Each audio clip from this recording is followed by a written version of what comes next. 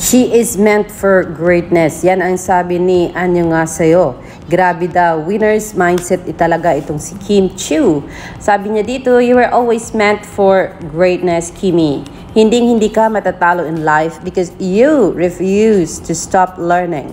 At dahil dyan, you deserve everything and more. Yan ang sabi niya pagkatapos niya mapanood ang interview kay Kimi with this video. In this video mga kaibigan, alamin natin ano nga ba ang hindi inire-refuse ng isang Kim Chiu just to grow more sa kanyang showbiz career. Let's go and watch this. Ayun na nga, sumali lang talaga ako ng PBB. Parang balikan natin 16 years ago, sumali lang talaga ako ng PBB dahil gusto ko lang makita sa TV. Yun talagang dream ko and parang pangarap ko yung bata pa ako. And then, wala talaga akong talent ever. Hindi ako best in talent. Wala talaga, hindi ako sumasayaw, hindi ako kumakanta, hindi ako maarte. Parang, wala to guys, wala akong talent. So, naisip ko, Big Brother is a perfect show na pwede kong salihan kasi hindi naman siya Star Circle Quest, hindi naman siya Artista Search. Parang, as myself lang ako doon. So, confident talaga ako na kaya ko to, kaya ko PBB, bahay-bahay lang pala, homebody lang ako. So, hanggang sa, ayun na nga, nung lumabas ng PBB, nabigyan na rin ako ng iba't ibang opportunities and hindi naman ako magaling in one particular talent. So parang inisip ko na lang, gagawin ko na lang lahat. Tignan ko na lang kung saan ako magiging magaling. Kasi hindi talaga eh. So inaral ko na lang lahat. So nung napunta kami after PBB, nag-Star Magic na kami. So nagkaroon ng acting workshop, dance workshop, singing workshop. And lahat ng workshop, pinupuntahan ko lahat yun.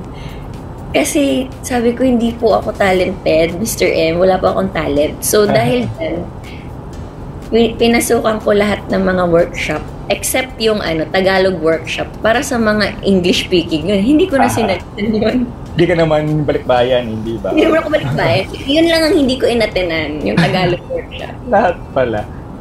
Wait, tapos Kim, sabi mo, para makita mo lang kung saan ka magaling. So ngayon, saan ka magaling, you think? Well, hindi ako magaling talaga. Ano lang ako, jack of all trades. Kaya ko lang lahat, pero hindi ako yung top one. Kaya, parang gusto kong sabihin, kaya ko siya lahat, pero hindi ako yung top magaling. Pero, okay na ako doon kasi at least nagawa ko. At least nagawa mo lahat. Pero your fans will beg to differ, Kim, para sa kanila, ikaw ang best. Thank you. So yes mga kaibigan, hindi daw siya jack of all trades kasi dalawa lang, double trades lang daw siya. And makita mo naman, she's doing good at dancing. Actually, tinawag nga siyang a dance queen of the dance floor. And then, ayun, hindi siya magaling sa pagkanta, sabi niya. Pero may mga kantang talagang tumatak sa puso ng lahat ng dahilan sa isang Kim Chiu. And yes, about acting, hindi mo talaga masasabi na hindi siya magaling.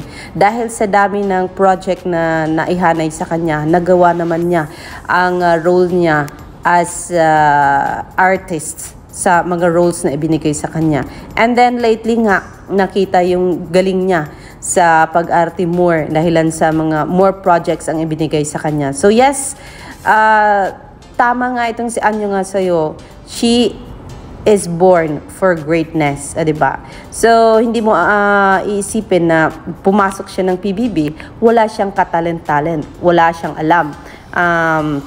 Basta gusto na lang makita sa TV. Pero here she is now, talagang matatawag nating A-lister na ang isang Kim Chiu. So yes, congratulations Kimi. Talagang isang proof yan na napag-aaralan ang lahat. Hindi naman na sinabing wala kang talent ay hindi mo pwedeng aralin. So she is a living proof na talagang lahat ay pwede mong gawin basta magsumikap ka lang. So that's it. That's a good share of thoughts, Kim Chiu. Isang pamukaw sa lahat ng mga tao sa Pilipinas na dapat wag sumuko at lahat alamin, lahat aralin. Actually, sabi mo nga, you did to so many workshops and then talagang sabi mo, you have always have this room for learning. So kung kaya deserve mo na mailagay sa pedestal na kung saan ka ngayon dahil sa napakatyaga mong inaral lahat ng gusto mong aralin, from singing, dancing to acting. And so look at you now. 'Di ba? Marami ang nag-iidolo sa iyo, marami ang nagmamahal sa iyo. At with your generous heart, talagang namimigay ka ng mga bagay na alam mong kailangan mong i-share dahil sa dami na ng blessings na ibinigay sa iyo ng Panginoon. And for sure, marami pang darating, Kim Chiu. And we can't wait to see your new movie with Paolo Avellino.